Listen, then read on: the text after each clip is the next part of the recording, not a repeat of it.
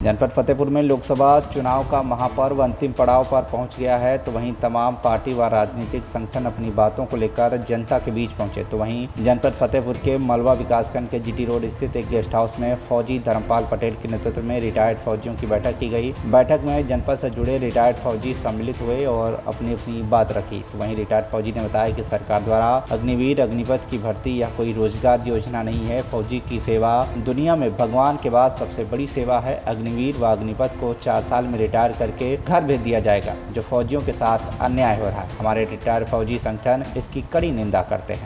जनमानस को ये बताना चाहूँगा कि भारतीय सेना में जब कोई आम नौजवान भर्ती हो जाता है सिपाही के तौर पे, तो जो उसके मूल डेमोक्रेटिक जो राइट्स हमें मिलते हैं कॉन्स्टिट्यूशन के, वो हमारे समाप्त हो जाते हैं। यानी कि हम अपनी आवाज़ स्वतंत्रता के साथ नहीं उठा सकते हैं, हम कोई एसोसिएशन या एनजीओ नहीं बना सकते हैं और सामूहिक तौर पे अपनी कोई बात नहीं रख सकते हैं। और हम इससे पूरी तरह सहमत हैं, क्योंकि भारतीय सेना का काम बहुत अनुशासित तरीके से बहुत दुर्गम इलाकों में बहुत कठिन सेवा का है। तो उनमें अगर कठोर अनुशासन नहीं होगा तो हम वो काम नहीं कर पाएंगे जिसके लिए सैनिक फौज में जाते हैं। लेकिन इसमें एक और दिक्कत है, अगर कल को भारतीय सेना के साथ कोई अहितकर मुद्दे आते हैं, कोई अहितकर सरकारें फैसला लेती हैं, तो उसके लिए संघर्ष कौन करेगा? तो हमें ऐसा लगता है कि जो रिटायर्ड सेवारत जो फौजी हैं, जो वेटरन्स हैं हमारे, उनका ये नैतिक जिम्मेदारी बनती है कि जो आज उनके जूनियर, उनके बच्चे जो वर्तमान में वर्दी में हैं,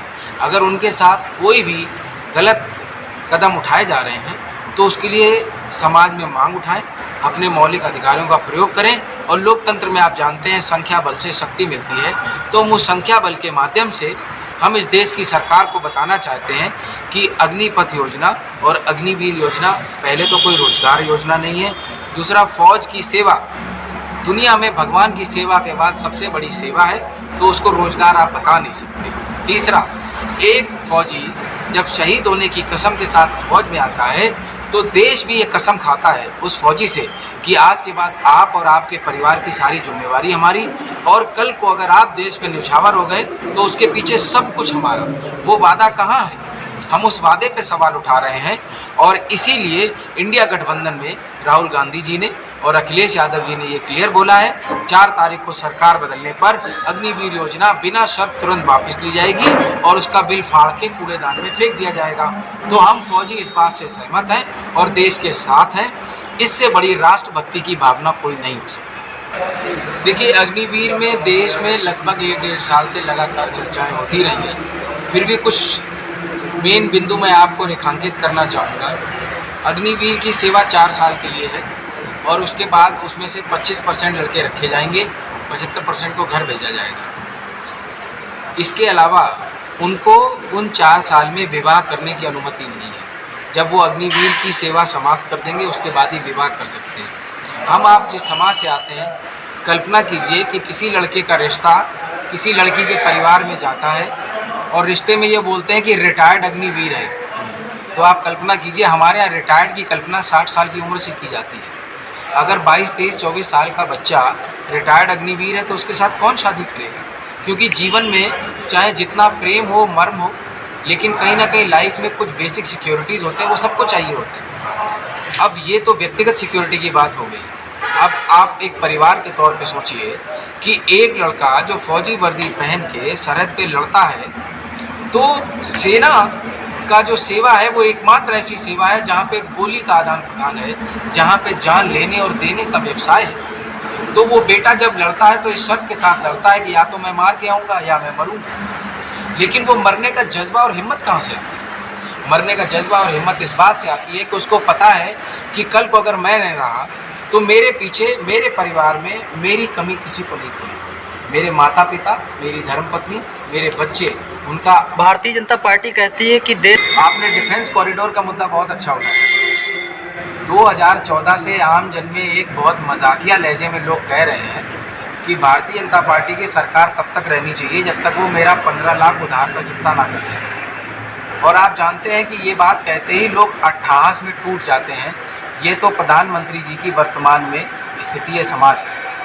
और जो वो डिफेंस कॉरिडोर की बात कर रहे हैं, तो मुझे अच्छी तरह याद है, लखनऊ में 2 साल तक ज़मीनें ढूंढते रहे और अब दिल्ली की सरकार और लखनऊ की सरकार कह रही है कि बुंदेलखंड में अब यहाँ पे टैंक बनेंगे, यहाँ पे तोपें बनेंगी, यहाँ हवाई जहाज बनेंगे। जहाँ तक मुझे याद है कि बुंदेलखंड में चंबल में न्याय व्यवस्था की वजह से डकैत और बदमाश तो बनते थे, अगर हथियार बनते हैं तो शायद मेरे मोबाइल में कोई कमी होगी, क्योंकि मैंने गूगल पे आज तक कोई डिफेंस कॉरिडोर और किसी डिफेंस की फैक्ट्री 10 साल में तो नहीं देखी। दूसरी बात, जो वो कहते हैं सेना को उन्होंने मजबूत किया है, तो ये बात सही है, उन्होंने सेना को बहुत मजबूत किया है।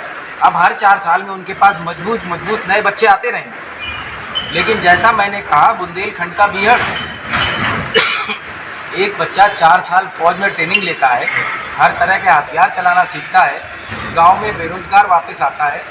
आपको क्या लगता है कि वो चूरन चटनी की दुकान लगाएगा किसी कस्बे पे या चौराहे पे, या पान की दुकान लगाएगा? वो हथियार उठाएगा और जो दुनिया भर के तरह के जो क्राइम देश में चल रहे हैं, ऑर्गेनाइज क्राइम का अगर कल को ये नवयुवक हिस्सा बन गया, तो मैं आपको विश्वास के साथ बताता हूँ, हमारे पुलिस के पास जो हथियार होते हैं वो फौजी हथियार के कहीं आगे पीछे भी नहीं है, और जो फौजी बच्चों की ट्रेनिंग होती है पुलिस की ट्रेनिंग में कहीं आगे पीछे नहीं है। प्रधानमंत्री का कहना है। पत्रकार साथी, मैं आपको व्यक्तिगत तौर पे बहुत बहुत धन्यवाद देना चाहूँगा कि आपने चीन वाला मुद्दा उठाया। आपको पता है कि भारत चीन सीमा पे एक पेंगोंगसो लेक पे चीन ने पुल बनाए हैं, एंट्री के लिए रोड्स बनाई हैं, उनके हेलीकॉप्टर्स लगातार उसके ऊपर पेट्रोल करते हैं, एयर पेट्रोलिंग होती है। और उसके अलावा जो गलवान का मुद्दा था, उसके बाद अभी भी 7 चौकियां ऐसी हैं जो चीन ने वापस नहीं की हैं। हमारी फ़ौज वहाँ पेट्रोलिंग के लिए नहीं जा सकती है। और मैं बहुत चीज़ें खुल के जो जानता हूँ मैं सार्वजनिक पटल पे नहीं कह सकता, लेकिन भाजपा की सरकार आने के बाद लगभग 4000 स्क्वायर किलोमीटर ज़मीन भारत चीन सीमा की, चीन के बॉर्डर के अंदर समाहित हो चुकी है। और आपको मैं जानकारी के लिए एक बात और बता दूँ, लोकसभा जो लोकतंत्र का मंदिर है, वहाँ पे हमारे प्रधानमंत्री जी ने कहा था कि चीन देश में नहीं घुसा है, और ठीक अगले दिन लोकसभा की प्रस्तावना में हमारे रक्षा मंत्री माननीय राजनाथ सिंह जी ने कहा था कि चीन की सेना हमारे देश में घुसी थी, लेकिन हमने खदेड़ दिया।